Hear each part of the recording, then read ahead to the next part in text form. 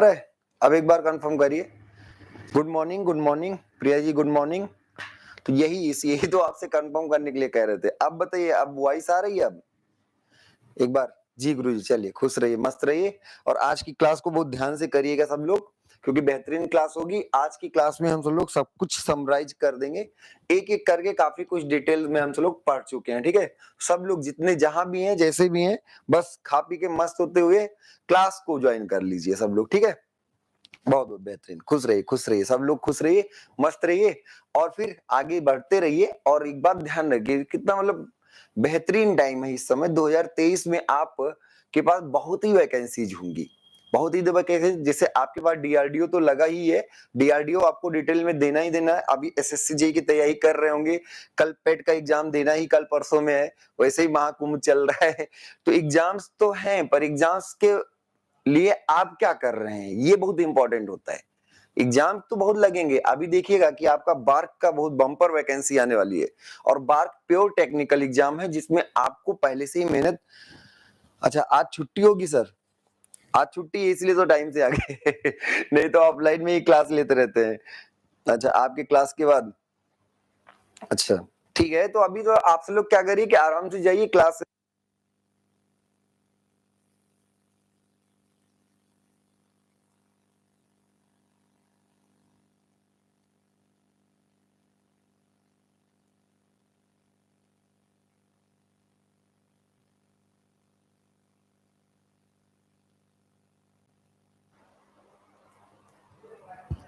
अब बताइए साउंड अब कैसा है भाई?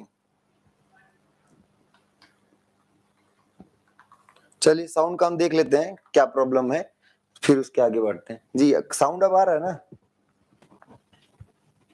ठीक।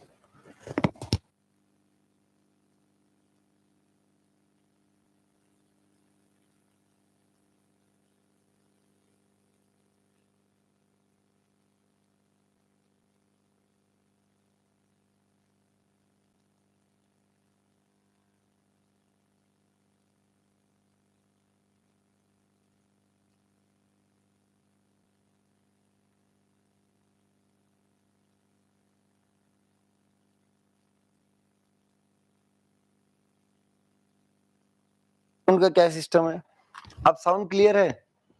अब तो साउंड क्लियर है। एक बार कंफर्म करें भाई, फिर हम सब लोग आगे बढ़ते हैं। अब साउंड क्लियर है बार के बारे में? हाँ ठीक है, बता रहे हैं सब बता रहे हैं। हाँ साउंड क्लियर है ना, तो फिर आगे बात कर लेते हैं। सारी चीजें बता देंगे। आज अंतिम क्लास है फर्स्ट चैप्टर की, तो इसलिए हम लोग आज हो सकता है लंबी क्लास भी हो जाए, क्योंकि और हमारी ऑफलाइन क्लासेस ऑफ है, तो टाइम भी हमारे पास होगा। तो आज की क्लास थोड़ी लंबी भी हो सकती है, क्योंकि सारी चीजें आपको जाननी है, ठीक है। तो एक चीज इसमें पहली बार नोट करिए कि 12 दिसंबर को, ये भी बहुत इंपॉर्टेंट डेट पहले से अनाउंस है, बार्क में 12 दिसंबर को बम्पर वैकेंसी, ऑलमोस्ट 2000 वैकेंसी। 2000। अब इस 2000 में जेई भी होंगे, एई भी होंगे, मैकेनिकल, सिविल, इलेक्ट्रिकल सब होगा। तो ये ध्यान रखिएगा कि कम से कम मैकेनिकल जेई कम से कम 200 से 250 से, कम से कम 250 से 400 के आसपास रहेगा ही रहेगा, ठीक है। अच्छा यस सर। नहीं गुरुजी 1 आवर से नहीं प्लीज। अच्छा 1 घंटे से ज्यादा नहीं होना चाहिए। अरे अभी शुरू किए, अभी परेशान ना होइए, खत्म हो जाएगा तो पहले भी छोड़ सकते हैं। तो पहली बात बार, और इसमें सबसे ज्यादा 12 दिसंबर को इन्होंने कहा कि हम नोटिफिकेशन दे देंगे। तो ये कि आप 12 दिसंबर को अगर नोटिफिकेशन आता है, तो अब नोटिफिकेशन आने के बाद फॉर्म भरा जाएगा। फॉर्म भरा जाएगा। फॉर्म कब तक भरा जाएगा? लगभग जनवरी जाएगा, और फिर फॉर्म भरने के बाद कम से कम 4 से 5 महीने में आपका एग्जाम होगा। तो आप सोचिए कि आपको मई जून के लिए तैयार होना है, अप्रैल में तैयार होगी तो क्या दिक्कत है? बात समझ में? इसके बाद इसरो भी बीच में लोगों ने कहा कि कोई 2 साल उन्होंने रिक्रूटमेंट नहीं किया, तो इसरो भी लगा हुआ है, ये भी दिसंबर में ही आपका नोटिफिकेशन निकालेगा, ठीक है। दिसंबर में इसरो में भी बम्पर वैकेंसी आने वाली, जो क्या है, ये प्योरली टेक है। ये प्योरली क्या है? टेक है। प्योरली आपका टेक्निकल एग्जाम है, इसमें आपको नॉन टेक की कोई सोचने समझना नहीं है। बात समझ में आ रही? तो अभी कंफर्म सीट हम नहीं बोल सकते, पर ये कि 2000 के आसपास उन्होंने मेंशन कर दिया, 1900 कुछ वैकेंसी मेंशन किया है कि इतना आने वाला है। अब उसमें लगभग 250 से 400 तो कम से कम मैकेनिकल जेई रहेगा। बात समझ में आ रही? ये बात है, क्योंकि मैं उसमें इंपॉर्टेंट है ना किसका क्या वर्क ज्यादा है। अब ये और इसके बाद अगर बापू है, एक सबसे बड़ा कौन है, बापू, ठीक है, आर आर बी और ये क्या, जेई। अच्छा, इस बार आरआरबी प्लान कर रहा है कि एसएससी और जेई अलग अलग निकालेगा। हाँ, कास्ट सर्टिफिकेट जो भी है सेंट्रल गवर्नमेंट के लिए, सारी वैकेंसीज के लिए आप कास्ट सर्टिफिकेट सेंट्रल का ही बनवाएं, ठीक है। सब लोग सेंट्रल गवर्नमेंट की जितनी वैकेंसी है कास्ट, अब जब नहीं बनवाए होगे तो उसमें नहीं बनवाए होगे तो कोई दिक्कत नहीं, कुछ तो लगाना ही है ना। लेकिन हाँ, कोशिश रहे कि सेंट्रल गवर्नमेंट में सेंट्रल का कास्ट सर्टिफिकेट और स्टेट गवर्नमेंट में स्टेट का कास्ट सर्टिफिकेट, ठीक है।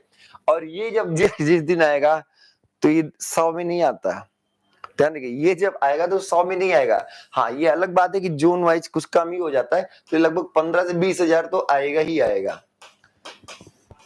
इतना तो आएगा ही आएगा, क्योंकि एसएससी इस बार अलग कर रहे हैं। तो एसएससी अगर अलग करें तो उसे थोड़े से नहीं, तो अभी ये आने की थोड़ी देरी है, और ठीक है देरी है कि आप तैयारी करते हैं तो आपका कंप्लीट भी तो हो जाएगा सिलेबस, तब तक सिलेबस कंप्लीट हो जाएगा और बेहतरीन हो जाएगा, ठीक है।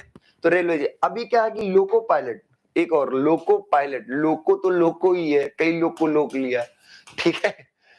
तो लोको पायलट की वैकेंसी अभी थोड़ा डिले होगा, इसमें ध्यान रखिए, डिले इसलिए होगा क्योंकि ये पुरानी अभी वेटिंग लिस्ट क्लियर कर रहा है।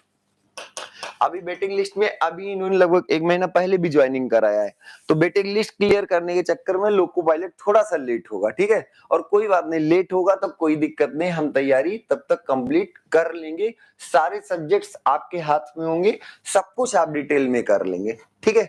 तो इसलिए भागी नहीं, मतलब कि कौन सा क्या करें, बड़ा हाउस पॉस जिंदगी में चल रहा होगा सबके, परेशानियां बहुत हैं कि कौन सा पढ़ें कौन सा ना पढ़ें, कैसे पढ़ें क्या करें।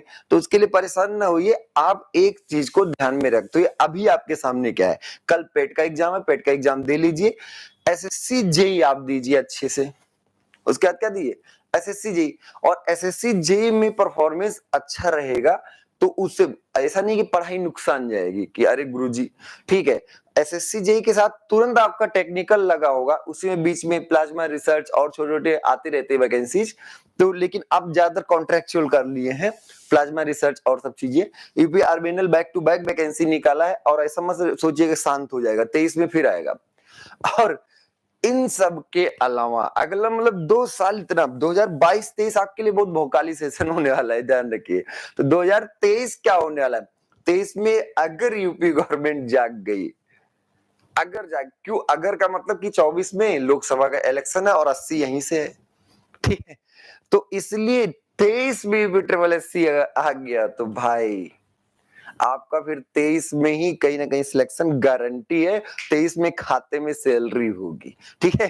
तो परेशान नहीं होना है, खैर जो भी चल रहा है चलने दीजिए, अभी बस सिचुएशंस के हिसाब से आगे बढ़ते रहिए, ठीक है। तो हम तो लोग अब आगे बढ़ते हैं, इसमें क्या होने वाला आज की क्लास में देखते हैं, फिर से थोड़ी सी रिवीजन पैकेज हम देख लेते हैं कि क्या क्या बातें हुई। तो हम तो लोग स्ट्रेस स्ट्रेन सब कुछ डिटेल में कर लिए, टेंसाइल टेस्ट डायग्राम कर रहे थे, यूनिवर्सल टेस्टिंग मशीन पे पढ़ाई हो रही थी, और उसी में हम तो लोग ग्राफ के बारे में अलग अलग पढ़ रहे थे, ग्राफ में अलग अलग रीजन आए, और ग्राफ में जो अलग अलग रीजन आया वो सब क्या बता रहा था।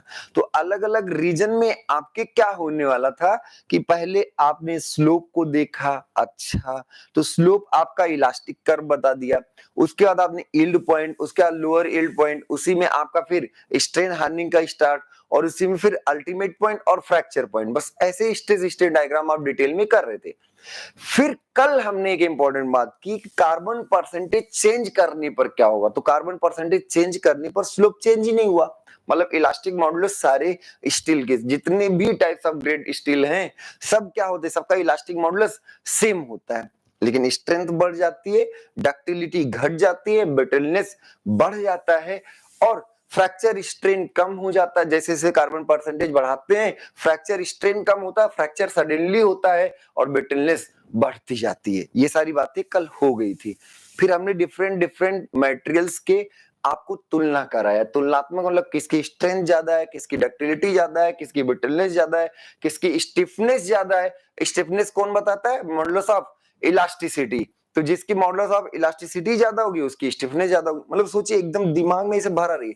14 लेक्चर अगर आप देख लीजिए, एक भी प्रॉपर्टी के अभी क्वेश्चन नहीं छूटेंगे। और सच बताएं तो अभी प्रॉपर्टी पढ़ाई ही नहीं, अभी तो प्रॉपर्टी शुरू होगा। अगला चैप्टर, सेकेंड चैप्टर है मैकेनिकल प्रॉपर्टीज। उसके बाद मैकेनिकल प्रॉपर्टीज का इलास्टिक कांस्टेंट और थर्मल स्ट्रेसेस। अगर आप कंटेंट देखिए तो कंटेंट में हमने सेकेंड चैप्टर आपका डाला है मैकेनिकल प्रॉपर्टीज, इलास्टिक कांस्टेंट्स और उसके बाद थर्मल स्ट्रेसेस। और तीसरा चैप्टर है principal stress and Mohr circle. मतलब बेहतरीन कॉन्सेप्ट, सिविल वाले इस सब्जेक्ट से भाग ही नहीं सकते। सिविल को तो पढ़ना ही पढ़ना पड़ेगा, मैकेनिकल को तो ठीक है क्योंकि और बड़े बड़े महारथी सब्जेक्ट हैं। सिविल का सोम से ही सारे सब्जेक्ट हैं, ठीक है। तो खैर चलिए आगे बढ़ते हैं, हम तो लोग आगे शुरुआत करते हैं।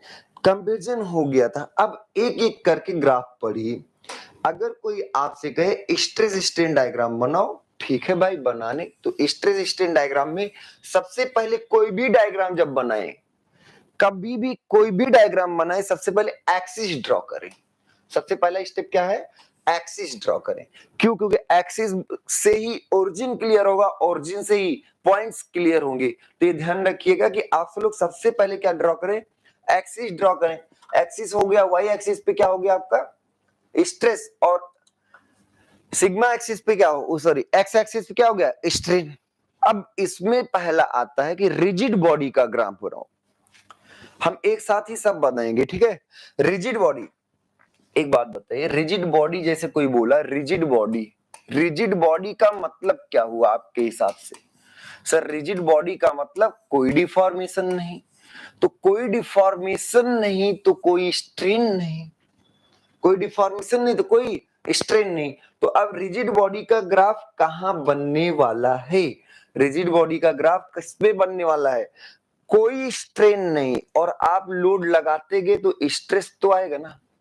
तो ये वाली लाइन, ये जो पिंक कलर की लाइन है, ये आपकी क्या क्या बताएगी? ध्यान सुनिएगा, क्या क्या बताएगा? ये बताएगा रिजिड बॉडी भी, पहली बात रिजिड बॉडी, या फिर यही बताएगा आइडियल सॉलिड। यही आपका क्या बताएगा? Ideal solid. सॉलिड का मतलब कोई डिफॉर्मेशन, आइडियल वर्ड, तो आइडियल सॉलिड में कोई डिफॉर्मेशन, रियल सॉलिड में डिफॉर्मेशन होता है। तो चाहे रिजिड बॉडी बोले, चाहे आइडियल सॉलिड बोले, या फिर इसका अगर हम मॉडुलस ऑफ इलास्टिसिटी पूछे इस ग्राफ का, तो इसका थीटा क्या है? 90। और अगर थीटा है 90 तो ई बराबर क्या होगा? tan 90। और tan 90 का मतलब क्या हुआ? इनफाइनाइट। मतलब इसका क्या है? एंग्स मॉडुलस। इस वाले ग्राफ का एंग्स मॉडुलस क्या है? इनफाइनाइट। इस वाले ग्राफ का एंग्स मॉडुलस क्या है? इनफाइनाइट। तो चाहे रिजिड बॉडी बोले, आइडियल सॉलिड बोले, या फिर infinite stiffest material, infinite, infinite. और ई क्या बताता है? ई क्या बताता है? ई हम आपको बता चुके हैं, स्टिफनेस को बताता है। ई किसको बताता है? स्टिफनेस को। तो infinite stiffest material, infinite stiffest material का अगर ग्राफ पूछा जाए तो यही होगा। स्टिफनेस एक ऐसी प्रॉपर्टी होती है जो क्या बताता है? स्टिफनेस डिफॉर्मेशन को रेजिस्ट करने की प्रॉपर्टी होती है। स्टिफनेस डिफॉर्मेशन क्या होती है? रेजिस्ट करने की प्रॉपर्टी होती है। वॉइस क्लियर है ना? एक बार बताइए, वॉइस सबको क्लियर है ना? वॉइस सब लोग बताइए, सब लोग वॉइस तो क्लियर है अब ना? ठीक है। तो इनफाइनाइट स्टिफनेस मटेरियल का ग्राफ आपका क्या होगा? Sigma axis. कोई दिक्कत तो नहीं हुआ? इसमें आप स्ट्रेस तो बढ़ रहा है पर स्ट्रेन मतलब कोई बिल्कुल भी डिफॉर्मेशन नहीं हो रहा है, बहुत ज्यादा स्टिफ मटेरियल है। बात समझ में आई? तो इसको आप कॉपी कर लीजिए, एक साथ फिर हम कंबाइंड ग्राफ बनाएंगे। अभी 1 by 1 चल रहा है। तो ये हो गया पहला। दूसरा आपका आ गया आइडियल फ्लूइड। क्या आ गया? Ideal fluid. जब फ्लूइड वर्ड बोला जाए, जब भी फ्लूइड वर्ड बोला जाए तो आप ध्यान रखिए, फ्लूइड का मतलब, तो फ्लूइड का मतलब जो फ्लो कर सके, फ्लो कर सके मतलब जिसमें स्ट्रेन बढ़ता ही जाएगा, बढ़ता ही जाएगा, लगातार बढ़ता जाएगा बिना किसी स्ट्रेस के। और आइडियल है तो वो कहेगा बिना किसी स्ट्रेस के। आइडियल वर्ड ही किस लिए है? बिना किसी स्ट्रेस के। तो अब इस वाले ग्राफ में क्या हो रहा है आप बताइए, इस वाले ग्राफ में हो क्या रहा है? इस वाले ग्राफ में स्ट्रेस तो 0 है पर स्ट्रेन कॉन्टिन्यूअसली क्या कर रहा है? इंक्रीज कर रहा है। स्ट्रेन इस एक्सिस पर स्ट्रेन क्या हो रहा है? कॉन्टिन्यूअसली। तो इसी को हम क्या कहेंगे? फ्लूइड या फिर आइडियल फ्लूइड। इसको हम क्या बोलेंगे? Ideal fluid. और फ्लूइड में क्या होता है? आइडियल फ्लूइड या फ्लूइड में क्या होता है कि स्ट्रेन डेवलप होता रहेगा विदाउट स्ट्रेस। बिना स्ट्रेस के स्ट्रेन डेवलप होना क्या हो गया आपका? Ideal fluid. क्लियर हो गई बात? तो दो ग्राफ आपको समझ में आया। तीसरा ग्राफ हम आपसे पूछ रहे हैं। अगर कोई आपसे पूछे कि गुरुजी प्लास्टिक मटेरियल का बताओ, किसका बताओ?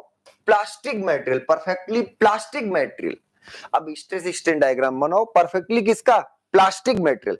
तो प्लास्टिक मटेरियल का ग्राफ आपके हिसाब से क्या होने वाला है? प्लास्टिक मटेरियल का ग्राफ क्या होने वाला है? ध्यान रखिएगा, प्लास्टिक में क्या होगा कि आपका स्ट्रेन होगा। प्लास्टिक मटेरियल में क्या होगा? स्ट्रेन डेवलप होगा, पर हाँ आपको कुछ ना कुछ स्टार्टिंग में स्ट्रेस लगाना पड़ेगा। जैसे प्लास्टिक को पहले हम ऐसे खींचना शुरू किए, अभी खींचा नहीं, एक पर्टिकुलर स्ट्रेस पर क्या होगा? खिंचाव शुरू होगा और उसी स्ट्रेस पर लगातार खिंचाव होता रहेगा। किसी एक पर्टिकुलर स्ट्रेस पर क्या होगा? खिंचाव शुरू, किसमें? प्लास्टिक में। और उसी पर कॉन्टिन्यूअसली खिंचाव होगा। कॉन्टिन्यूअस खिंचाव होना मतलब क्या हुआ कि कॉन्टिन्यूअस खिंचाव होने का मतलब क्या हुआ कि स्ट्रेन बढ़ता जाएगा। तो आप बताइए, इसका अगर हम पूछे तो हर जगह स्ट्रेस का कोऑर्डिनेट सेम है, स्ट्रेस का कोऑर्डिनेट क्या है? सेम है, पर स्ट्रेन बढ़ता जा रहा है। तो इसको हम क्या बोलेंगे? Plastic material. क्या बोलेंगे? Plastic material. प्लास्टिक मटेरियल या इसी को हम परफेक्टली प्लास्टिक मटेरियल कहते हैं। Perfectly plastic, ppm. प्लास्टिक या परफेक्टली प्लास्टिक, एकदम क्लियर हुआ। 3 ग्राफ बनाया। एक हमने क्या बनाया कि आइडियल सॉलिड या फिर रिजिड बॉडी, और एक क्या हुआ? फ्लूइड या फिर आइडियल फ्लूइड, और एक क्या हुआ? Perfectly plastic material. अब कोई पूछे गुरुजी इलास्टिक मटेरियल का बताओ, कोई भी आपसे पूछे इलास्टिक मटेरियल, जब भी ग्राफ बनाना हो स्ट्रेस स्ट्रेन पहले बनाया करिए। अब इलास्टिक का मतलब क्या हुआ? तो इलास्टिक का मतलब क्या हुआ कि ऐसे यही बीच में कहीं होगा, कुछ इसका स्लोप होगा, कुछ यहां पर थीटा बनेगा। बात समझ में आ रही? अब इसको अगर हम पूछें कि क्या नाम, तो ये आपका इलास्टिक ही नहीं, लीनियरली इलास्टिक होगा। Linearly elastic. इलास्टिक का वर्ड का मतलब है कि जैसे लोडिंग हटाओगे रिगेन कर लेगा ओरिजिनल शेप और साइज को। क्या होगा? तो इलास्टिक इसी किसी बीच में होगा, ना तो इधर ना तो इधर, कुछ डिफॉर्मेशन होगा और अनलोडिंग करने पर वो रिगेन कर लेगा। क्लियर हो गई बात? अगर कोई आपसे पूछे कि जनरल डक्टाइल मटेरियल का बनाओ, डक्टाइल मटेरियल किसका? डक्टाइल। अच्छा डक्टाइल है तो इलास्टिक कहीं ना कहीं थोड़ा बहुत तो रहेगा ही। जब भी डक्टाइल मटेरियल का पूछा है तो डक्टाइल मटेरियल में ऐसे कुछ और फिर ऐसे कुछ ऐसे बनेगा, मतलब इसमें स्ट्रेन आपका कुछ ना कुछ होगा जरूर, फ्रैक्चर स्ट्रेन, और वो भी एप्रिसिएबल अमाउंट में होगा। पर इसी में अगर ब्रिटल मटेरियल का पूछा जाए, इसी में अगर आपसे क्या पूछा है? ब्रिटल मटेरियल, तो जब ब्रिटल वर्ड आ जाएगा तो ब्रिटल मटेरियल का ऐसे ही स्लोप ऐसे ऊपर रहेगा और तुरंत यही फेल हो जाएगा। बहुत ज्यादा स्ट्रेन, फ्रैक्चर स्ट्रेन बहुत ज्यादा नहीं होगा। सबका स्ट्रेस स्ट्रेन। रबड़ का भी हमने आपको बताया था, रबड़ का बताया था कि नॉन लीनियर होगा, नॉन लीनियर होगा, और वो इलास्टिक में भी अनलोडिंग में सेम पाथ को फॉलो नहीं करता। बताया था, याद है ना? सब कुछ याद है? तो देखिए फिर से एक एक करके आप देखते चलिए क्या क्या हमने बता दिया। अभी एक साथ सब मर्ज कर देंगे। पहला आया, पहला क्या है? पहला आ गया रिजिड बॉडी या आइडियल सॉलिड। रिजिड बॉडी या फिर आइडियल सॉलिड। तो इलास्टिक बॉडी की बात करें तो इलास्टिक ही तो सारे मटेरियल ऑलमोस्ट है। इलास्टिक तो आपका ब्रिटल मटेरियल भी होता है और डक्टाइल भी होता है। इलास्टिक का मतलब क्या है कि लोड करके जब छोड़े तो वो ओरिजिनल शेप और साइज को रिगेन कर ले। पर ये अलग बात है कि आपके फ्रैक्चर तक इलास्टिक नहीं होता, कुछ जोन तक ही हर एक मटेरियल इलास्टिक होता है। जैसे रबड़ खींचे, छोड़ दिए, रिगेन कर लिया। अच्छा, रबड़ वर्ड इसलिए आपको फीलिंग आती है क्योंकि रबड़ में आपको दिखता है कि सर इसमें इतना डिफॉर्मेशन हुआ और जब छोड़े तो वापस आ गया, जबकि स्टील में उतना ही बल लगाइए, स्टील के वायर में उतने ही बल से खींचिए, वो उतना बढ़ेगा ही नहीं, तो आपको फीलिंग नहीं होगा रिगेन किया। नहीं, वो एक्चुअल में इतना ज्यादा क्या था, इलास्टिक था कि वो उतना डिफॉर्मेशन होने ही नहीं दिया, और जब होने नहीं दिया तो रिगेन करने में भी टाइम नहीं लगेगा। बात समझ में आ रही? क्लियर हो गया ना? तो इलास्टिक के एग्जांपल में एल्युमिनियम भी इलास्टिक है, कॉपर भी इलास्टिक है, माइल्ड स्टील भी इलास्टिक है, पर एक रेंज तक इलास्टिक है, उसके बाद प्लास्टिक होगा। तो इलास्टिक और प्लास्टिक दोनों का कॉम्बिनेशन रहेगा फ्रैक्चर। बात समझ में आ रही ना? क्लियर हो गया सब कुछ? तो अब ध्यान, पहला रिजिड बॉडी आइडियल सॉलिड हो गया। इसका अगर कोई पूछे कि स्टिफनेस क्या होता है, तो आइडियल सॉलिड का स्टिफनेस इनफाइनाइट, स्टिफनेस हमेशा यंग्स मॉडुलस से मेजर किया जाता है। अगला हमने फ्लूइड की बात की, और अगर इसका थीटा देखा जाए, फ्लूइड का थीटा देखा जाए तो 0 डिग्री होगा, और इलास्टिक मॉडुलस क्या होगा, 0 होगा। फ्लूइड की स्टिफनेस 0 होती है, इसकी स्टिफनेस क्या होगी, 0, बिल्कुल विरोध नहीं करेगा भाई। स्टिफनेस क्या होगी, 0। विरोध करने का मतलब, stiffness is a property of material to resist the deformation. Stiffness क्या है, डिफॉर्मेशन को रेजिस्ट करने की प्रॉपर्टी है, ठीक है। तो stiffness is the property of material to resist the deformation.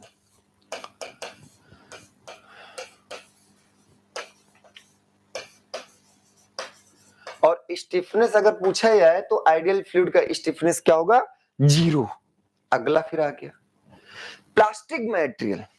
Plastic material का भी अगर स्टिफनेस पूछा जाए, स्टिफनेस, तो प्लास्टिक का भी स्टिफनेस 0 होगा, बिल्कुल भी इलास्टिक नहीं है। और इसको जैसे गीली मिट्टी समझ लो यार, गीली मिट्टी को दबाए, जैसे दबाए वैसे एडॉप्ट करता चला गया। इसमें क्या हो रहा है, एक कांस्टेंट स्ट्रेस पर लगातार स्ट्रेन बढ़ता रहेगा। शुरुआत में आपको थोड़ा सा बल लगाना पड़ेगा, थोड़ा सा स्ट्रेस डेवलप करना पड़ेगा, और फिर आपका हो जाएगा। फिर प्लास्टिक के बाद हमने आपको एक लीनियरली इलास्टिक, अच्छा लीनियरली इलास्टिक क्या होता है, जिसका इनिशियल कर्व क्या हो, लीनियर हो, तो लीनियरली इलास्टिक हो गया। अच्छा, इलास्टिक फ्रैक्चर तक नहीं होगा, ये ध्यान रखिए, कुछ जोन तक ही होगा। इसके बाद एक डक्टाइल मटेरियल का जनरल आ गया, और एक ब्रिटल। कैसे पता कि डक्टाइल है, गुरुजी इसका फ्रैक्चर स्ट्रेन बहुत ज्यादा है और इसका फ्रैक्चर स्ट्रेन बहुत कम है। अगर फ्रैक्चर स्ट्रेन लेस देन 5% है तो आपका ब्रिटल, और अगर ग्रेटर देन 5% है तो फ्रैक्चर स्ट्रेन अगर ग्रेटर देन 5% है तो आपका क्या हो गया, डक्टाइल। क्लियर हो गया? क्लियर हो गया। अब अगर आपसे कोई पूछे कि इलास्टोप्लास्टिक का बनाओ, किसका बनाओ, इलास्टो, फिर से आप सुनिएगा, बहुत ध्यान से बता रहे हैं क्या बातें बोल रहे हैं। अगर ये सब बहुत आया हुआ क्वेश्चन है, बहुत ज्यादा ही आता रहता है। अगर आपसे कोई कहे कि इस ग्राफ के बारे में क्या कहना है, इस ग्राफ के बारे में क्या, बहुत ही मोस्ट इंपॉर्टेंट है ये, इसमें आप क्या कहोगे बताओ?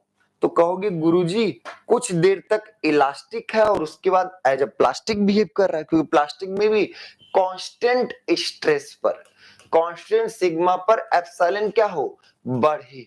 अब इसके कॉरस्पॉन्डिंग अगर देखें तो सिग्मा हर जगह कांस्टेंट है पर एप्सिलॉन बढ़े, तो इसलिए इसका नाम क्या होगा, इलास्टोप्लास्टिक। इलास्टोप्लास्टिक, इसका नाम क्या होगा, इलास्टोप्लास्टिक।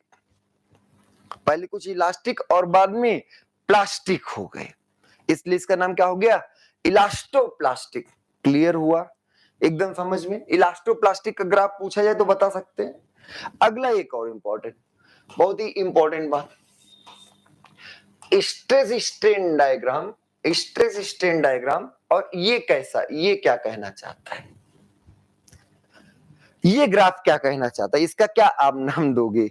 तो कहोगे सर ये तो इलास्टिक है, ये क्या है, इलास्टिक है। और सर आगे बढ़ा तो स्ट्रेन तो बढ़ा ही, प्लास्टिक है, पर ये प्लास्टिक कांस्टेंट स्ट्रेस पर नहीं हो रहा है, ये प्लास्टिक कांस्टेंट स्ट्रेस पर नहीं हो रहा है। आपको स्ट्रेन बढ़ाने के लिए स्ट्रेस का मान भी बढ़ाना पड़ रहा है। जब भी आप स्ट्रेन बढ़ाना चाह रहे हो तो स्ट्रेस भी बढ़ाना पड़ रहा है। बात समझ में आई? तो इसलिए इसका नाम, इस वाले ग्राफ का नाम क्या होगा? Elastoplastic, elastoplastic with strain hardening, with क्या होगा? Strain hardening.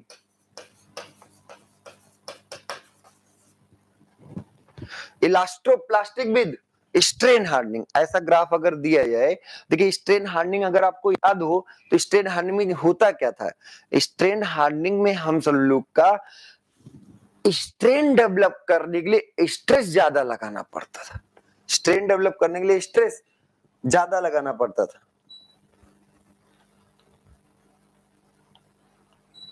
तो इसलिए इसका नाम क्या होगा? Elastoplastic with strain hardening, elastoplastic with strain hardening.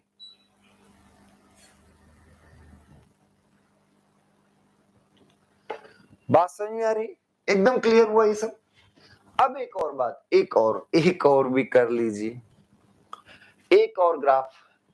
बहुत ज्यादा हो गया क्या? चलिए, तो ये अगर ऐसे हो तो, अगर ऐसे हो तो क्या होगा? इस तरह का स्ट्रेस स्ट्रेन डायग्राम हो तो क्या होगा? तो भैया इलास्टिक तो है और यहां पर स्ट्रेन बढ़ भी रहा है तो प्लास्टिक भी है, बट क्या है कि आगे आप देखिए प्लास्टिक भी है, पर आगे अगर देखिए तो स्ट्रेन के लिए स्ट्रेस कम लगाना पड़ रहा है। स्ट्रेन के लिए स्ट्रेस क्या करना पड़ रहा है? कम लगाना पड़ रहा है। जैसे स्ट्रेन तो बढ़ रहा है, स्ट्रेन तो बढ़ रहा है, पर स्ट्रेस का मान कम हो रहा है। तो इसलिए इसका नाम क्या होगा? Elastoplastic, elastoplastic with strain softening, elastoplastic with strain softening. Clear हो गया? इलास्टोप्लास्टिक विद स्ट्रेन सॉफ्टनिंग, एकदम एग्जांपल। तो ऐसे ऐसे ग्राफ दिए रहेंगे और पूछा जाएगा कि कैसा कैसा। अच्छा, अगर कोई पूछे नॉन लीनियर इलास्टिक का बनाइए, अगर कोई पूछे कि नॉन लीनियर इलास्टिक का बनाइए, देखिए इलास्टिक वर्ड आते ही रिकवरी होगी, ये कंफर्म है, पर नॉन लीनियर वर्ड बोले तो ऐसे कुछ कर्व है ऐसे, या फिर कुछ भी ऐसे टेढ़ा मेढ़ा, ऐसे आप देखे रहेंगे किसका? रबड़ का। तो कैसे भी नॉन लीनियर, बस स्टार्टिंग कर्व आपका लीनियर ना हो तो ये क्या होगा? Non linear elastic. क्या होगा ये? Non linear elastic. क्लियर हो गई बात? एकदम क्लियर हो गया सब कुछ, सारे ग्राफ। अब हम एक साथ सब बनाएंगे और उसको आप क्या करेंगे? उसको आप सब लोग आसानी से सबका नाम देंगे। इधर हम आपका क्या बना रहे हैं? स्ट्रेस, और इधर हम आपका क्या बना है? स्ट्रेन। अच्छा, अगर हमने ब्रिटल मटेरियल का बनवा दिया, अगर हमने ब्रिटल मटेरियल का बोल दिया तो कल को क्वेश्चन ऐसा है सिरेमिक का बनाओ, तो सिरेमिक का ब्रिटल जैसा ही होगा, बस ब्रिटल जैसा बना देंगे। कोई अगर कांच का बनाओ तो कांच भी ब्रिटल जैसा होगा, बना देंगे। वैसे ही बस क्या है कि बहुत लंबा नहीं खींचेंगे, बहुत ज्यादा हॉरिजॉन्टल एक्सिस पर नहीं जाएंगे। क्यों नहीं जाएंगे? क्योंकि हॉरिजॉन्टल एक्सिस पर डक्टिलिटी बढ़ती जाती है। तो ऐसा नहीं, देखिए अप्रोक्सीमेट ही खींचना, आपको एग्जैक्ट शेप नहीं बना सकते भाई हर एक चीज का। तो जब एग्जैक्ट नहीं हो सकता तो अप्रोक्सीमेट में कम से कम ये तो अब जैसे ये 90 डिग्री है, बेवकूफ, अरे यार ये 90 डिग्री है नहीं, हाँ ऐसे थोड़ा टेढ़ा हो जाए, बहुत थोड़ा सा टेढ़ा हो जाए चल जाएगा। कोशिश रहे कि लगभग 90 दिखना चाहिए। तो ये 90 कह दिए, सही है। क्या यहाँ लिख दे 90 तो कहेगा कोई बात नहीं, 90 लिख दियो तो ठीक है, मानना तो है, पर आप बेवकूफ है, आप ऐसे नहीं बना सकते। बात समझ में आ रही? तो थोड़ा लॉजिकल रहे कि ब्रिटल मटेरियल है तो ब्रिटल जैसा ही दिखे, और डक्टाइल मटेरियल है तो डक्टाइल जैसा दिखे। अब सबका एक एक करके आप नाम देंगे, ठीक है? जैसे पहला ये 1 नंबर, इसका नाम आप बताएंगे। ये इसका 2 नंबर का आप नाम बताएंगे, ठीक है? फिर आप 3 नंबर का नाम बताएंगे, फिर आप 4 नंबर का नाम बताएंगे, फिर आप सब लोग 5 नंबर का नाम बताएंगे,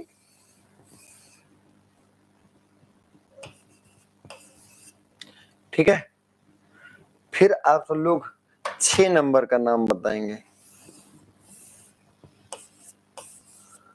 ठीक। और फिर आप सब लोग, हो गया। देखिए ध्यान से देखिए, सबका नाम बताइए। फिर आप सब लोग एक और नाम बताइए, 7 नंबर का भी नाम बताइए। सबका नाम लिखिए एक साथ। अगर एक साथ लिख लिए ना, सब कुछ याद रहेगा, जिंदगी भर याद रहेगा। जैसे कंपैरिजन भी चीजें आपके दिमाग में आने लगेंगी और अच्छे। अच्छा, कभी क्वेश्चन ऐसा आपने सोचा कि मतलब यहाँ एक स्ट्रेन से जीरो, हमेशा स्ट्रेन जीरो शुरू हुआ है, या स्ट्रेस अगर प्लास्टिक का देखे तो स्ट्रेस कुछ है पर स्ट्रेन जीरो है। हर कोई स्ट्रेन जीरो, ये ऐसा नहीं होगा कि बिना स्ट्रेस के ही आपका यहाँ कोई स्ट्रेन हो, स्ट्रेन आ जाए और फिर स्ट्रेस बढ़ाए तो बढ़े, ऐसा नहीं हो। हर किसी का स्ट्रेन स्टार्टिंग क्या होगा, जीरो ही होगा। चाहे जिस ग्राफ का भी आप देखिए, हर किसी का स्ट्रेन क्या है, जीरो है। तो इसके बारे में सबका नाम आप बताइए। क्लियर हो गया सब लोग को। एक आप नॉन लीनियर इलास्टिक भी इसी में कर सकते हैं, नॉन लीनियर इलास्टिक।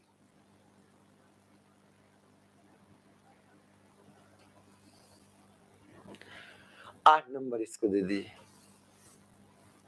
ठीक है। तो सबका नाम आप एक साथ लिखते जाओ। हम एक नंबर बोल रहे हैं, आप लिखेंगे। एक नंबर क्या है, एक नंबर है आपका रिजिड बॉडी।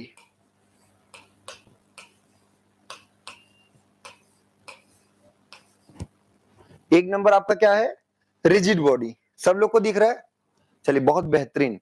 एक नंबर क्या है, रिजिड बॉडी, ठीक है। बहुत बेहतरीन आप लिख रहे हैं, बहुत बहुत अच्छा, मतलब आप बेहतरीन कर रहे हैं। 2 नंबर की बात करें, एक नंबर के बाद क्या है, 2 नंबर की बात करें तो 2 नंबर क्या है आप बताओ। 2 नंबर आपका हो गया फ्लूइड। अच्छा, कभी कभी फ्लूइड की जगह पर आइडियल फ्लूइड लिखा रहेगा तो भी यही रहेगा।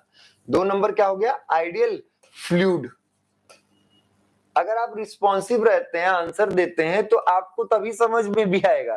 3 क्या है, 3 क्या है, 3 आपका प्लास्टिक मटेरियल, या इसी को आइडियल प्लास्टिक या परफेक्टली प्लास्टिक भी बोल सकते हैं।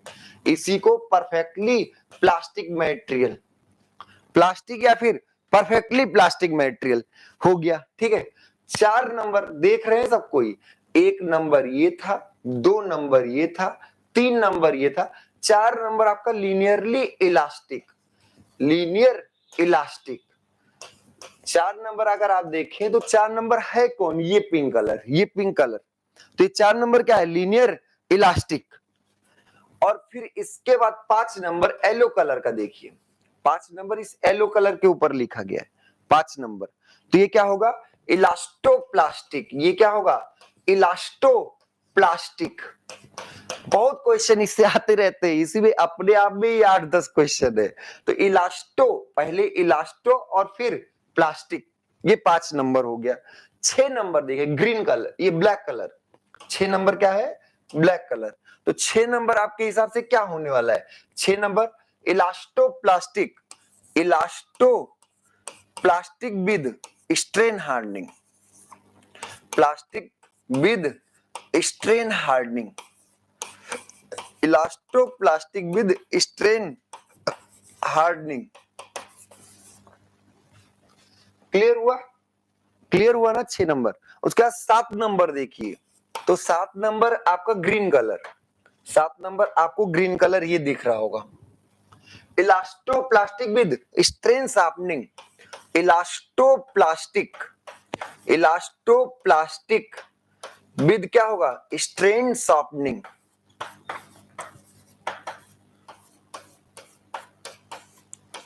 स्ट्रेन शॉर्पनिंग या नेकिंग दोनों बातें एक ही होती है, इलास्टोप्लास्टिक विद स्ट्रेन शॉर्पनिंग या फिर इलास्टोप्लास्टिक विद नेकिंग। और 8 नंबर की बात करें, 8 नंबर, 8 नंबर कहां पे, एकदम नीचे, तो नॉन लीनियर इलास्टिक। ये क्या होगा, एकदम नीचे ये वाला दिख रहा है सबको, नॉन लीनियर इलास्टिक। सारे ग्राफ एक ही जगह, एक ही बुक में कहीं नहीं मिलेगा, देख लीजिएगा। अलग अलग जगहों पे सब दिया है और एक साथ हमने आपको एक ही पेज में लिख दिया। इसको बेहतरीन तरीके से आप नोट भी कर लीजिए, एक बार इसका स्क्रीनशॉट भी अगर ले सकते हैं तो ले लीजिए, बहुत बेहतरीन है। अच्छा, नॉन लीनियर, अच्छा लीनियर क्या था भाई? लीनियर का मतलब स्ट्रेस और स्ट्रेन डायग्राम स्ट्रेट लाइन हो। स्ट्रेस और स्ट्रेन डायग्राम क्या हो? Straight line. हुक्स लॉ जब आपको हम पुराने लेक्चर्स अगर आप देखें तो बेहतरीन तरीके सब कुछ करा है, लेकिन फिर से समझ लीजिए, Hooke's law linearly elastic material के लिए वैलिड है, क्योंकि हमेशा स्ट्रेट लाइन में ही स्ट्रेस और स्ट्रेन क्या होगी? प्रोपोर्शनल। नॉन लीनियर में क्या होगा कि ये कर्व आपका कुछ पैराबोला, कुछ टेढ़ा मेढ़ा ऐसा कर्व रहेगा, और पैराबोला जब रहेगा तो आपका ये लीनियर तो नहीं रहेगा, पर हाँ अगर हम यहां पर छोड़ दें तो ये ओरिजिनल शेप या साइज को रीगेन कर लेगा। इसको अलग से भी हम करा दे रहे हैं, जैसे स्ट्रेस स्ट्रेन डायग्राम ऐसे कुछ दिया हो गुरुजी, ऐसे। अब इसमें आप देखिए कि ये लीनियर है ही नहीं, यहां पर स्लोप कुछ और होगा, यहाँ पे स्लोप कुछ और होगा, यहाँ पे स्लोप कुछ और होगा। पर अगर लीनियर की बात करें तो लीनियर पहले शुरू में ऐसे स्ट्रेट लाइन फिर आगे टेढ़ा होता, तो ये लीनियर इलास्टिक है, ये नॉन लीनियर इलास्टिक। और इसके एग्जांपल्स अगर देखें तो रबड़ ही है एक बेहतरीन, रबड़ भी नॉन लीनियर बिहेवियर शो करता है। इसी में हमने आपको सेकंड मॉडुलस के बारे में बात की है, इलास्टिक मॉडुलस की बजाय किसकी बात की है? और कुछ एल्युमिनियम एलॉय भी होते हैं, कुछ कॉपर भी होते हैं, कुछ मैग्नीशियम होते हैं, सबका नॉन लीनियर बिहेवियर मिलता है। तो वहां पर हम वर्ड क्या यूज करते हैं? Second modulus. क्लियर हुआ ना? लीनियर है तो इसका tan थीटा ले लिए, ई बराबर क्या हो गया? tan थीटा हो गया। ई बराबर क्या हो गया? tan थीटा हो गया। समझ में आया? इसको अच्छा एक बार बताइए कितना बेहतरीन रहा ये, आप एक साथ नोट करके बताइए, अगर समझ में आया थम्स अप करके बताइए। बेहतरीन सारे कॉन्सेप्ट हमने एक साथ डाल दिए हैं।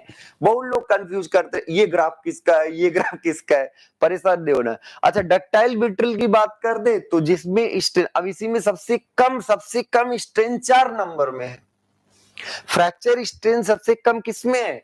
4 नंबर में। तो 4 नंबर मोस्ट क्या है? 4 नंबर मोस्ट क्या है? ब्रिटल मटेरियल है। और सबसे ज्यादा ही फ्रैक्चर स्ट्रेन किसमें है? 5 नंबर में।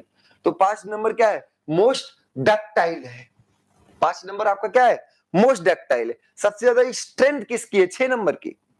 सबसे ज्यादा स्ट्रेंथ किसकी है? 6 नंबर। स्ट्रेंथ के लिए सिग्मा एक्सिस देखेंगे, डक्टिलिटी के लिए एप्सिलॉन एक्सिस देखेंगे। चलिए नोट कर लीजिए बस, सब लोग ने बहुत अच्छा बेहतरीन। अब आगे बढ़ते हैं, थोड़ा सा पढ़ लेते हैं इस चैप्टर। अब जैसे इसे में लिखा हुआ है stress strain diagram, different type of material के स्ट्रेस स्ट्रेन डायग्राम आपको ये बुकलेट में भी मिलेगा, ठीक है। अब आया सिग्मा, वो बुकलेट में नहीं मिलेगा जो अभी कराया है, ये बुकलेट में मिलेगा, ठीक। तो सिग्मा और एप्सिलॉन, पहला क्या है? दिस एक्सिस, कौन सी एक्सिस भैया? कौन सी एक्सिस? तो ये sigma axis. This axis represents, क्या रिप्रेजेंट करता है? Rigid which has infinite capability of resisting the deformation. तो आपका सिग्मा एक्सिस पर अगर कोई ग्राफ बने तो आप खुद ही कहोगे स्ट्रेन है ही नहीं, मतलब क्या है? बहुत ज्यादा रेजिस्ट कर रहा है। तो this axis represent रिजिड्स which has infinite capability of resisting the deformation. और ये एक्सिस क्या है? ये axis, this axis represents fluids. This axis represents क्या? फ्लूइड्स लिखा हुआ। This axis represents fluid.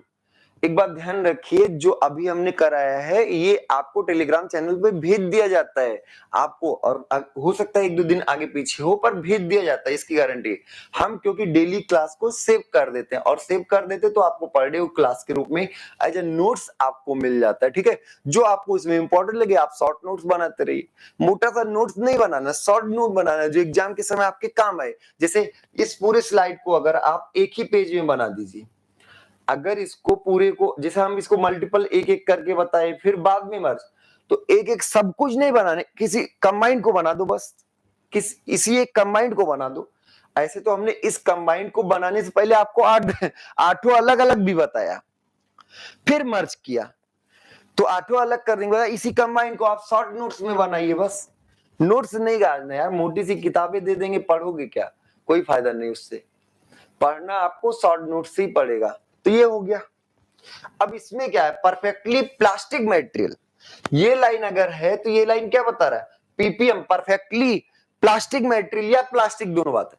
ये ऐसा ग्राफ क्या बता रहा है, इलास्टो प्लास्टिक मटेरियल।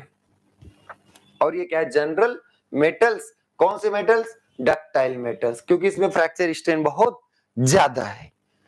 तो ये आपका जनरल डक्टाइल मटेरियल हो गया।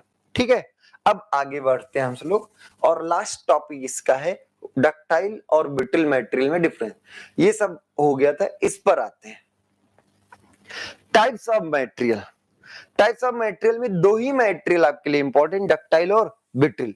जैसे डक्टाइल बोले एकदम दिमाग एकदम ठरक गया, अरे गुरुजी डक्टाइल क्या होता है, डक्टाइल।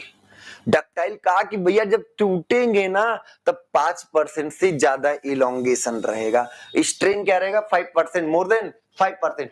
तो डक्टाइल हेडिंग है और उसके अंदर तुरंत बात आई कि परसेंटेज इलोंगेशन क्या होगा, मोर देन 5%, मोर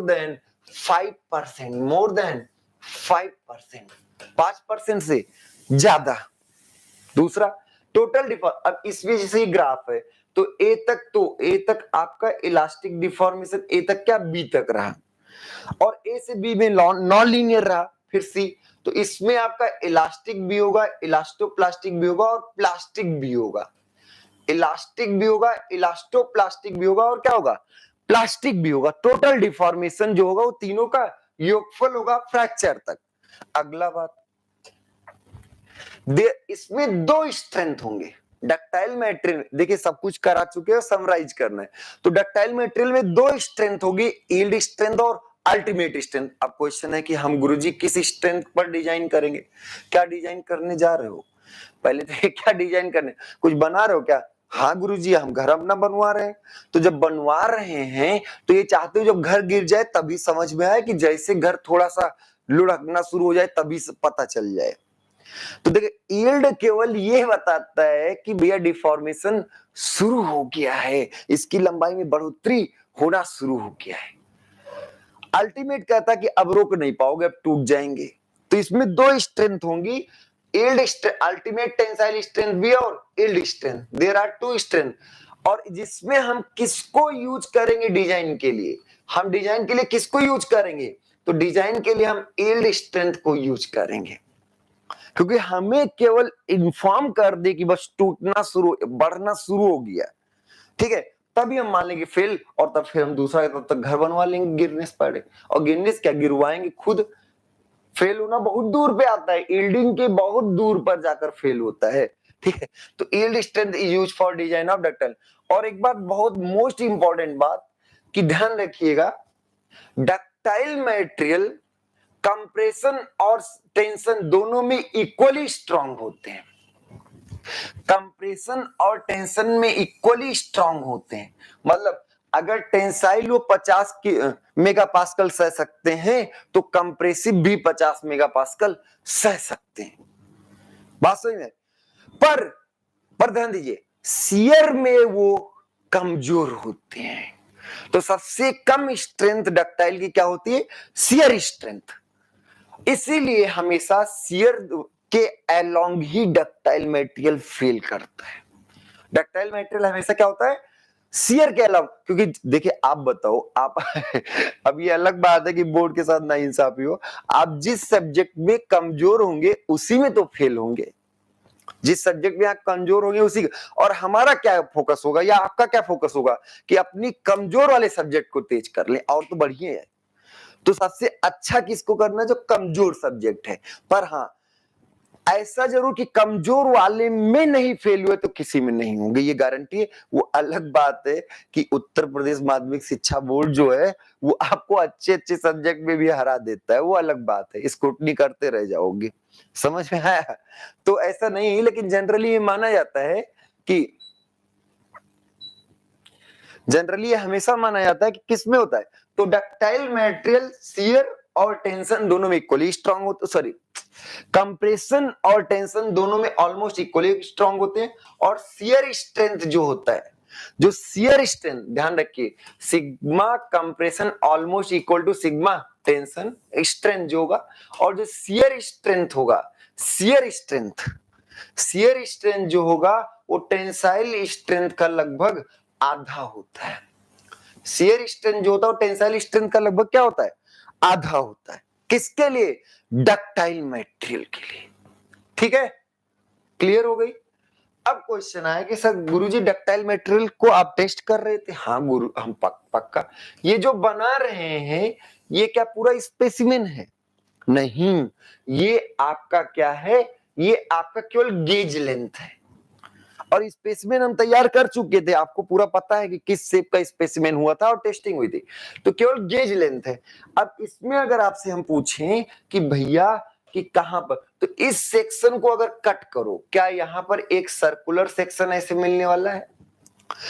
और इस पूरे सर्कुलर सेक्शन में खींचातानी है, इसे नॉर्मल स्ट्रेस डेवलप हो रहे हैं, ऐसे खींचातानी है और नॉर्मल स्ट्रेस। इसने कहा हम है भैया डक्टाइल, हम क्या है, डक्टाइल। और जब तुम डक्टाइल हो तो तुम्हारी सबसे ज्यादा कमजोरी किधर है, तो आपकी कमजोरी है शियर में। तो इसमें इसने कहा कि इस प्लेन में आप कहीं भी जाओ हमें सिर्फ खिंचाव मिलेगा, सिर्फ क्या मिलेगा, सिर्फ हमें टेंसाइल स्ट्रेस मिलेगा। ऐसे चारों तरफ क्या होगा, टेंसाइल स्ट्रेस, उधर वो उधर वो। तो ये कहेगा इसमें तो मजबूत है टेंशन में। तो ये हम आपको अगले थर्ड चैप्टर में बताएंगे कि मैक्सिमम ये ऐसे खिंचाओ, मैक्सिमम नॉर्मल स्ट्रेस जिस प्लेन में होगा उससे 45 डिग्री पर, उससे कितने 45 डिग्री पर, 45 डिग्री पर मैक्सिमम शियर प्लेन होगा। क्या होगा, मैक्सिमम। तो क्या इधर से भी 45, क्या चारों तरफ से 45 है, क्या चारों, ये ऐसे सिलेंडर, ऐसे आपका ये सिलेंड्रिकल बार है। तो जब आप इस सेक्शन से पूछिए, इसने कहा नॉर्मल, पर इसके चारों तरफ ऐसे चारों तरफ से 45 है, और उस 45 पर शियर क्या हो रहा है, उस 45 पर शियर क्या हो रहा है, मैक्सिमम।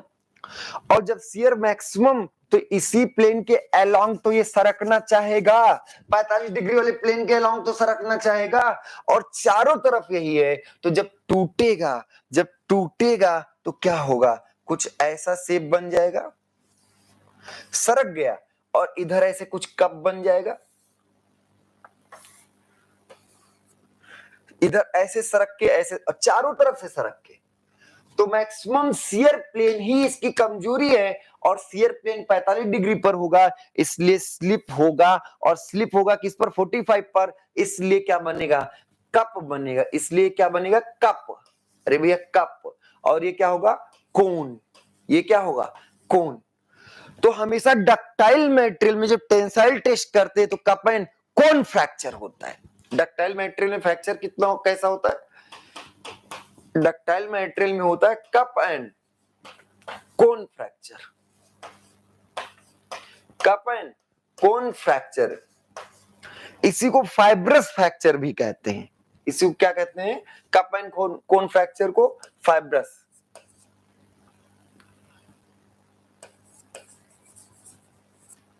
Fibrous fracture. तो ध्यान रखिए, पहले बहुत इंपॉर्टेंट पूछा था, डक्टाइल मटेरियल में कैसा फेल्यूर होगा, कप एंड कोन फ्रैक्चर होगा। क्लियर हो गई बात, कोई टेंशन नहीं लेना भाई, एकदम मजे से पढ़ना, सब कुछ आता है यार, जो मन के सब निपटाएंगे। आइए, अरे तो गुरुजी आप दिखाई दिए एकदम देखिए, बहुत बेहतरीन चीज, बहुत बेहतरीन चीज। डक्टाइल मटेरियल्स आर कमजोर in shear, weak in shear.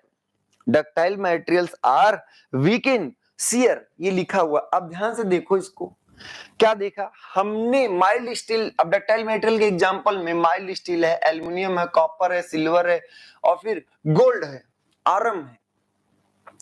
जब खींचा तो पहला स्टेज था।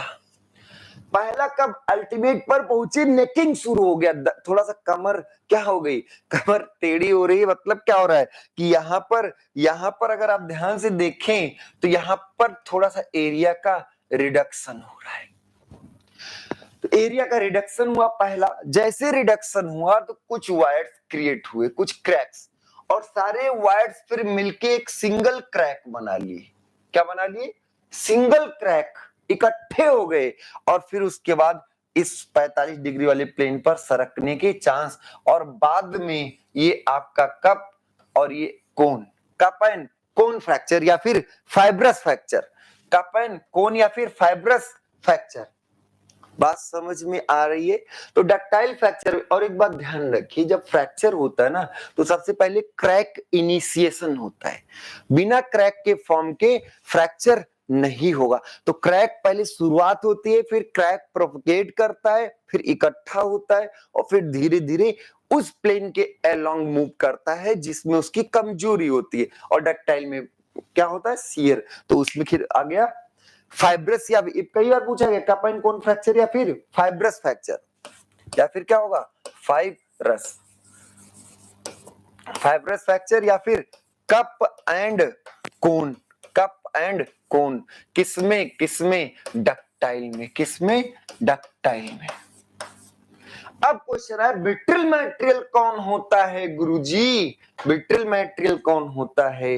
तो ब्रिटल, जैसे ब्रिटल बोला तुरंत दिमाग में क्या आया कि भैया बहुत ज्यादा बढ़ के नहीं टूटेंगे, बता दे रहे हैं, अचानक तुरंत गप से गए। ठीक है, तो ब्रिटल मटेरियल में जो परसेंटेज इलोंगेशन एट फ्रैक्चर होगा वो लेस देन 5% होगा। परसेंटेज इलोंगेशन एट फ्रैक्चर जो होगा वो क्या होगा? Less than. और इसमें आपका प्लास्टिक डिफॉर्मेशन होगा ही नहीं, सिर्फ इलास्टिक होगा और इलास्टोप्लास्टिक, मतलब एज तक इलास्टिक डिफॉर्मेशन और उसके बाद इलास्टो प्लास्टिक डिफॉर्मेशन, सिर्फ यही दोनों होगा। इसमें आपका अल्टीमेट और फ्रैक्चर स्ट्रेंथ सेम होगा, ये भी ध्यान रखिए। ब्रिटल मटेरियल के लिए अल्टीमेट टेंसाइल अप्रोक्सीमेटली क्या होगा? फ्रैक्चर टेंसाइल, अल्टीमेट टेंसाइल और फ्रैक्चर स्ट्रेंथ दोनों क्या होंगे? सेम होंगे। तो ध्यान रखिएगा, अगर कभी पूछा है कि ब्रिटल मटेरियल या कास्ट आयरन, कंक्रीट, ग्लास, इन सब के लिए अल्टीमेट और फ्रैक्चर का रेशियो बताओ, 1 होगा। इन दोनों का रेशियो क्या होगा? 1 होगा। बात समझ में आई? अगर ये डक्टाइल बोलता है तो डक्टाइल के लिए अल्टीमेट ज्यादा होता है, फ्रैक्चर कम होता है। तो हमेशा अल्टीमेट और फ्रैक्चर का क्या हो? Ratio greater than 1 for ductile material, equal to 1 for brittle material. For brick, अरे ईंट के लिए क्या होगा? अरे गुरुजी ईंट तो यार ब्रिटल, हाँ ब्रिटल 1 होगा। कंक्रीट, कंक्रीट के लिए भी 1 होगा। सरिया नहीं, सरिया तो डक्टाइल है, सरिया अगर डक्टाइल है तो अल्टीमेट ज्यादा और फ्रैक्चर कम, ग्रेटर देन 1। हम आपको डक्टाइल मटेरियल भी बता रहे हैं, लेकिन आएगा आपका कोई ना कोई मटेरियल दे के आंसर पूछेगा, कहेगा जो अपने घर में वॉश बेसिन लगाए हो, जिसमें हाथ धुल रहे हो डेली, मुंह धुलते हो, शीशा देख के अरे हाँ गोरे हो गए, ठीक है, तो जो वॉश बेसिन है उस मटेरियल के लिए बताओ, वो सिरेमिक है तो उसके लिए क्या होगा? तो ब्रिटल मटेरियल होता है। किसी ने कहा कि जो मिरर देखते हो उस मटेरियल का बताओ, तो उस मटेरियल में अल्टीमेट और फ्रैक्चर दोनों सेम होंगे। तो मतलब हम क्या है ना, इंजीनियरिंग खून में बसनी चाहिए, इंजीनियरिंग जहां भी जाए दिखना चाहिए। और खासकर हम मैकेनिकल इंजीनियर, हम तो कंप्यूटर साइंस और इलेक्ट्रॉनिक्स तो है नहीं जिनका इलेक्ट्रॉन कहीं भी मूव किया जा रहा है, इलेक्ट्रॉन आज तक देख ही नहीं पाए, बस पढ़े जा रहे हैं पढ़े जा रहे हैं। और हम सब लोग क्या, हमारे तो नट बोल्ट हर जगह दिखते ही रहते हैं, वेल्डिंग करेंगे वो भी दिखेगा, लो वेल्डिंग देख लिया आंखें लाल हो गई वेल्डिंग करते हुए। बात समझ, तो बहुत बेहतरीन चीजें है। अब आइए, इसमें सडन फ्रैक्चर होगा, इसमें सिर्फ और सिर्फ अल्टीमेट टेंसाइल स्ट्रेंथ ही होगा use for design of brittle material, ultimate tensile ही होगा, यील्डिंग होगा ही नहीं, फ्रैक्चर अल्टीमेट सेम होगा। तो अल्टीमेट कोई, इसमें एक बात मोस्ट इंपॉर्टेंट बात क्या है? इंपॉर्टेंट गुरुजी, कंप्रेशन में बहुत मजबूत होता है ब्रिटल मटेरियल, कंप्रेशन मजबूत नहीं बहुत मजबूत होता है। कंप्रेसिव स्ट्रेंथ इसकी क्या होती है? कंप्रेसिव स्ट्रेंथ बहुत ज्यादा होती है, और टेंसाइल स्ट्रेंथ इसकी क्या होती है? सबसे मतलब बहुत कम होती है। ये बात ध्यान रखिएगा, ब्रिटल मटेरियल जो होते हैं वो कंप्रेशन में स्ट्रांग होते हैं और टेंशन में कमजोर होते हैं। और ध्यान रखिएगा, कंप्रेसिव स्ट्रेंथ जो होता है वो लगभग टेंसाइल का 4 गुना होता है, 4 गुना। अगर टेंशन में हम 10 ही किलो उठा पा रहे हैं तो कंप्रेशन में हम 400 किलो उठा 40 किलो उठा लेंगे। बात समझ में आ रही? वही सेम साइज पर। क्लियर हुई बात? तो ये ध्यान रखें, ओके, अब जैसे अब आपको सबसे ज्यादा स्ट्रॉन्ग कंप्रेशन में, brittle materials are strong in compression and weak in tension. और बिचौलिया कौन है? शियर। तो देखिए बिचौलिया बहुत इंपॉर्टेंट भी नहीं होता, क्योंकि सबसे कमजोर कड़ी भी जानना होता है और सबसे मजबूत कड़ी भी जानना। तो सबसे ज्यादा स्ट्रॉन्ग इन कंप्रेशन और weak in tension and in between shear. Compression और टेंशन के बीच में क्या होगा? शियर होगा। ठीक है, तो ये बात ध्यान रखिएगा, बहुत बेहतरीन चीजें हैं, नोट रखिएगा। कंप्रेसिव स्ट्रेंथ बहुत ज्यादा होता है, तो क्या लिखा है? कंप्रेसिव स्ट्रेंथ जो होने वाला है, कंप्रेसिव स्ट्रेंथ शियर स्ट्रेंथ से थोड़ा ज्यादा और टेंसाइल स्ट्रेंथ से बहुत ज्यादा, बहुत बहुत बहुत ज्यादा। और कितना? 4 गुना लगभग ज्यादा, 4 टाइम्स ज्यादा। आगे लिखा होगा ब्रिटल मटेरियल्स आर कमजोर इन, वीक इन किसमें? Tension. Brittle materials are weak in tension. जैसे एग्जांपल की बात करें तो कास्ट आयरन है, ग्लास है, सिरेमिक है, कंक्रीट है और रबड़ है। पूरी बात समझे? तो रबड़ भी अच्छा, बहुत ही रबड़, ये बड़ा इंपॉर्टेंट। इस पे कैसे? तो ध्यान रखिए, रबड़ में प्लास्टिक डिफॉर्मेशन बहुत ज्यादा नहीं होता। रबड़ में मैक्सिमम डिफॉर्मेशन क्या होता है? इलास्टिक डिफॉर्मेशन होता है। तो फ्रैक्चर जो भी है, जब वो टूटता है तो रिगेन ज्यादा कर लेता है। तो ऐसे देखेंगे तो इलास्टिक, जैसे रबड़ का, ये बहुत इंपॉर्टेंट केस है। रबड़ डक्टाइल की ब्रिटल, तो रबड़ में जो आप देखेंगे तो ऐसे बहुत ज्यादा स्ट्रेंथ होगा फ्रैक्चर, पर फ्रैक्चर होते हुए ये सब इलास्टिक स्ट्रेन है। ये सब क्या है? इलास्टिक स्ट्रेन है। जब ये फ्रैक्चर होने वाला होगा तब स्ट्रेन इसमें बहुत कम ही रहता है। क्यों? क्योंकि ये जब फ्रैक्चर होने वाला था, सारी चीजें, सारे स्ट्रेन को रिकवर कर लेता है, सडनली फेल करता है। बात समझ में आ रही है ना भाई? आप कैसे चेक करोगे? आप ऐसे बढ़ाते गए, छोड़े वापस आ गया, छोड़े वापस आ गया। जब टूटा तो आप लंबाई देखे, अब टूटने में वो सारा रीगेन कर लिया है, ऑलमोस्ट थोड़ा सा ही उसमें बढ़ोतरी होके टूटा हुआ है, लेस देन 5% इंक्रीज होके टूटा हुआ है, क्योंकि वो सारा क्या कर लिया? रीगेन। तो रबड़ का मैक्सिमम पोर्शन जो होता है वो इलास्टिक स्ट्रेन रहता है, प्लास्टिक स्ट्रेन ऑलमोस्ट 0 होता है। इसलिए रबड़ को हम ब्रिटल के कैटेगरी में रखते हैं। ठीक है, तो रबड़ के लिए प्लास्टिक स्ट्रेन ऑलमोस्ट क्या होता है? 0। जैसे खींचा तो हमें दिखा कि खींचा, पर जब टूटा तो उतना, लगभग उतनी ही बड़ा रह गया जोड़ने के बाद। भाई तोड़ने के बाद दोनों को लाकर ऐसे असेंबल करोगे, फिर टोटल लंबाई नापोगे, तो टोटल लंबाई लगभग पहले जैसी ही आ गई। क्यों? क्योंकि उसने पूरी पूरी लंबाई रिकवर कर ली है। बस क्यों रिकवर कर ली? क्योंकि इलास्टिक स्ट्रेन उसमें ज्यादा था, प्लास्टिक स्ट्रेन कम था। तो इसीलिए रबड़ को हम क्या मानेंगे? Brittle material. बात समझ में आई? बहुत बेहतरीन चीजें थी, इसको नोट रखिएगा। ठीक है, तो अब पहला अध्याय यहीं पर समाप्त हुआ। कल से आपको पहले अध्याय का क्वेश्चन सीट आज ही या कल परसों, हाँ 2 दिन की छुट्टियां भी रहेंगी, जो भी इन्फॉर्म आपको किया जाएगा, क्योंकि आपका पेट का एग्जाम है।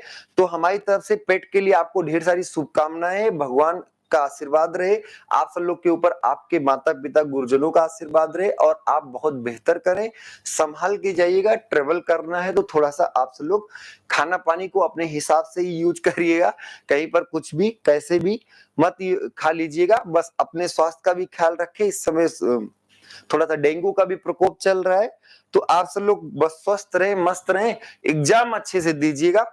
कोई ऐसा नहीं है, सब कुछ बेहतर होगा जिंदगी में। आप परेशान रहेंगे तो बहुत कुछ परेशान होने के लिए, खुश रहने के लिए कुछ ढूंढिए और खुश रहिए, मस्त रहिए। ठीक है, और हमारी तरफ से पेट के लिए आपको हार्दिक शुभकामनाएं सब लोग को। बस क्लासेस रेगुलर करते रहेंगे तो आप समझते रहेंगे और फिर चीजें बहुत बेहतरीन होने वाली है। ठीक है, बहुत बहुत धन्यवाद।